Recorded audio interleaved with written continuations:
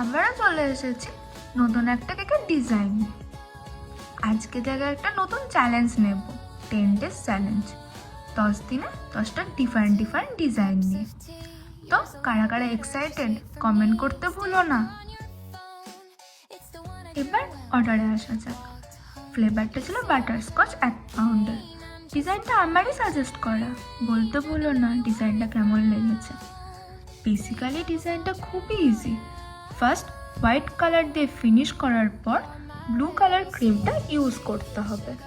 দেন nozzle work, এখানে দুটো different রোজ nozzle use করেছি। এবার ফ্লাওয়ারগুলো করে একটা কিউট নাম লিখে দিলাম। অ্যাট লাস্ট সুগার বল দিয়ে ডেকোরেশনটা ফুল কমপ্লিট হয়ে গেল। তো যাদের যাদের কেক রিলেটেড কোনো কোয়ারিজ আছে তারা আমাকে কমেন্ট করতে পারো, আমি তাদেরকে ক্লিয়ার করে দেবো। আজকের মতো টাটা, দেখা হচ্ছে নেক্সট ডে ডিফারেন্ট কোনো ডিজাইন নিয়ে।